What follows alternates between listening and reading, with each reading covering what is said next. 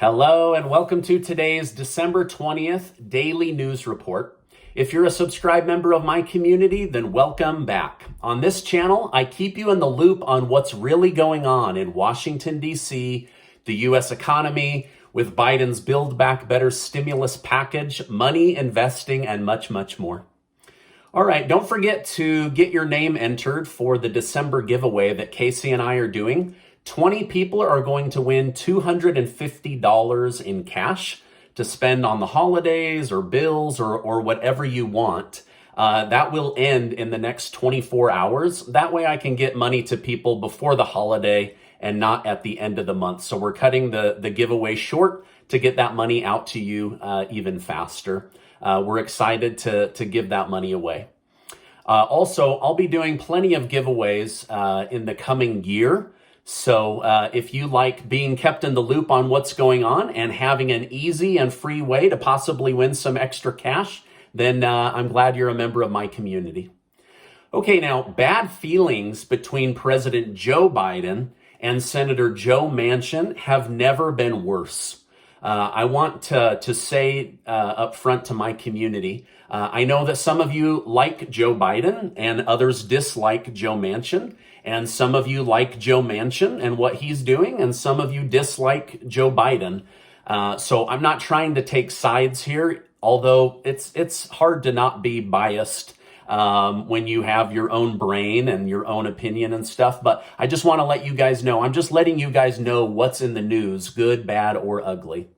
So right now, Senator Joe Manchin is saying that he won't vote for the Build Back Better agenda until significant changes are made. He said the bill is a total mess and will flood the country with newly printed money, which will make inflation rise dramatically. He said those with lower incomes or fixed incomes will bear the brunt of Biden's money printing. Biden, on the other hand, says the Build Back Better bill is the answer to Americans' prayers and said it will lower your bills and bring down inflation. Joe Manchin said in an interview that he can't go back to West Virginia and explain to his voters how this bill helps them. So for this reason, he can't vote for it in its current state. Now, this doesn't mean that the bill is dead or going away, but it is being delayed. And Joe Manchin is saying, listen, inflation is the main reason for this. Now, Joe Manchin said on a radio show today that his own party has been bullying him for openly pointing out inflation worries, how inflation is affecting American citizens, and for not falling in line with Biden's agenda. The White House says they see Manchin as betraying the president by not voting the way Biden told him to vote. Manchin said he knows for a fact the White House has been leaking negative information about him in order to up the pressure against him, and that this is wrong. Senator Chuck Schumer said he's not worried and will immediately begin working on the Build Back Better bill as soon as he returns from break. He said if there needs to be changes, we can make those changes. If there needs to be improvements, we can make those improvements too. Schumer said he will keep voting on Pelosi's Build Back Better House bill until it passes. So hopefully by that he means he'll remodify, revamp until it's better. But to just keep voting on the same bill over and over sounds like running on a treadmill. Manchin said all he wants is for the Senate to be financially responsible and accountable to the American people. Manchin said pretending inflation isn't real or things aren't getting out of hand with rising prices is wrong. Manchin said his colleague's biggest error was increasing the bill from its original $1.5 trillion up to $3.5 trillion and then crafting a bill as if they had 60 votes and it would pass easily. He said they don't have the votes and therefore you have to change the bill. Senator Bernie Sanders called Manchin gutless and said it isn't holding the financial elite accountable by making them pay their fair share of taxes.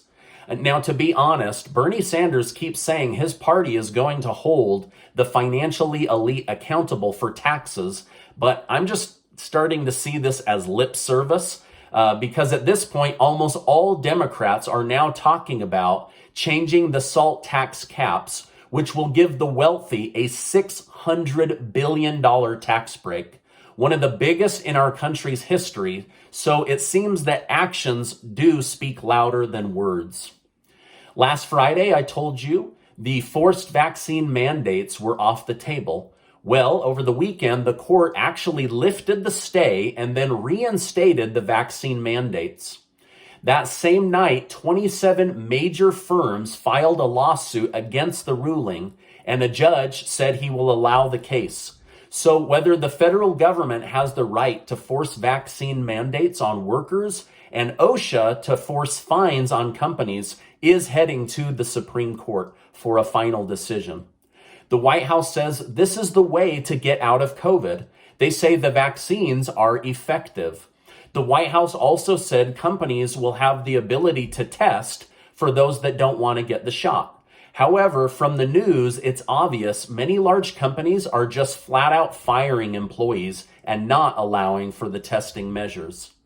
CNBC host, Money host Jim Cramer is getting backlash after saying the federal government has the right to force you to obey, and they should force vaccines on the entire population, not just businesses with 100 employees or more. In other news, Jim Cramer, who is double vaccinated and had his booster shot, tested positive for COVID. Senator Elizabeth Warren, who is double vaccinated and had her booster, tested positive. Same with Senator Cory Booker. Also, Maryland Governor Larry Hogan, who told his state, get the damn vaccine or die, just tested positive for COVID. He is double vaccinated and had his booster shot, according to several news websites. The NFL and the NBA, the highest vaccinated group in America, is shutting down games over the next 2 weeks as too many players and coaching staff are testing positive for COVID. Everything I'm sharing with you can be easily verified by multiple sources with a quick search. The Job Creation Network, which is one of the 27 firms that filed a suit against the new vaccine mandate ruling, they are saying that these mandates are unlawful and unconstitutional. They also pointed out that the mandates are one of the reasons so many Americans are staying out of the labor force. By having fewer people in the labor force, we are seeing prices go up, and this is only fueling the inflation issue. According to many economists, 2022 could be a year of stagflation, similar to those that lived through the Jimmy Carter era. Holiday shopping data is coming back very low, pointing out that many Americans are spending less money. People aren't moving back into the labor force because of government fear pumping, and inflation continues to rise. Again, all of this is in the news. None of this is my own words. I'm just letting you guys know what's in the news today. Last week, I told you about another CNN worker being fired for grooming underage girls into inappropriate behavior. Well, it's now come out that the feds knew about his actions and behavior a full year in advance and didn't do anything. Also, I'm not going to name a name because this is new, but another CNN worker has allegedly been accused of soliciting women with young girls that they could get to do things to them for money. Oh man, I hate this topic, but it's in the news, so I'm just letting you guys know what's happening in our country. All right, now speaking of CNN, according to CNN, inflation is actually really good, and Americans just aren't seeing it for what it is. Yes, food and gas are much more expensive, but you'll be able to pay off your mortgage with less valuable US dollars. The article went on trying to defend higher prices and telling people to stop whining. So I guess we should all thank the Lord above that CNN let us know that this inflation is actually good for us. So thanks, CNN. All right, now I want to be honest with my community. Here in the state of Utah, where I live, I have seen the price of gas come down. But according to new data, the price of gas per gallon is still, on average, 55% higher than it was 1 year ago today. So I'd be curious to know from my community, have you seen the price of gas come down a little or significantly in your town? I like to know. I read all of your comments. I can't reply to all of them, but I do read as many as I can. Now, speaking of gas, the White House announced the price of gas will drop significantly in 2022 as President Biden takes incredible steps to help the American people. However, many private economists are predicting just the opposite. They say oil could go to $100 or as high as $120 per barrel in 2022, which means the price of gas would actually go up. So at this point, I'm not sure. Do I trust the White House or private economists when it comes to figuring out how much of my budget I'm going to spend on fuel in 2022? But again, I'm just letting you guys know what's in the news. Again, will you guys let me know in the comments below, what's the price of gas? Has it gone up? Has it gone down? Has it stayed the same? I'm really hoping that it's come down for you in your area. Now, the stock market is reacting negatively with all of the Omicron news. Some say it's a strong version of the common cold, while cities like New York are preparing for full-blown lockdown, pulling all kids out of school, and declaring emergency powers once again. South Korea is making all their citizens take a picture with and without a mask so that the government can surveil them 24 hours a day to make sure they aren't doing any behaviors or activities that might spread COVID. I mean, this sounds like something out of a crazy novel, if you ask me, but what do I know? I'm just some guy on YouTube. Over in Europe, they are looking at placing a microchip under your skin that has all of your personal information, possible banking information, and total vaccine history preloaded. That way the government can track citizens and know if they are compliant everywhere they go. Now, I'm curious to know from my community, do you want a microchip injected under your skin that gives the government permission to know everything about you?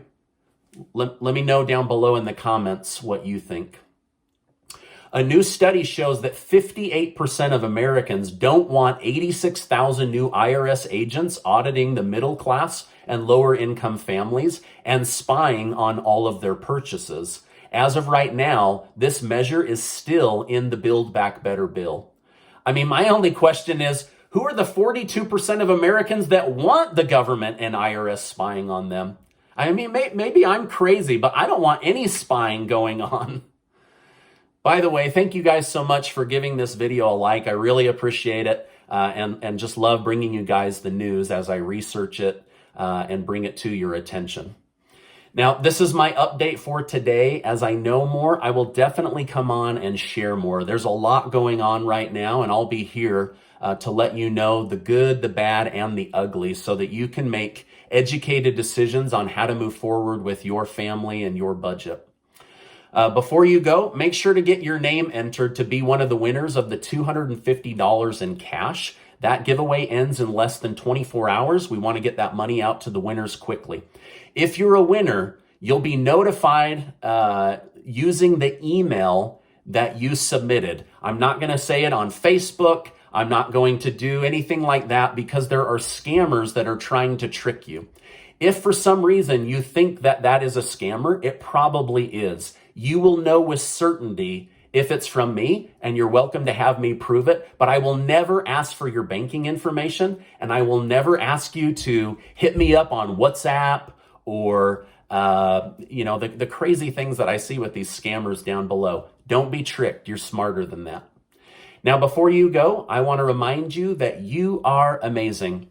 I appreciate you being in my community. Why don't you check out one of the cool videos that my wife did? She's got 10 ways to reconnect with a loved one or a spouse or somebody that you're dating or engaged to during these crazy holiday times. Hey, I appreciate you being in my community, and I'll see you on the next video.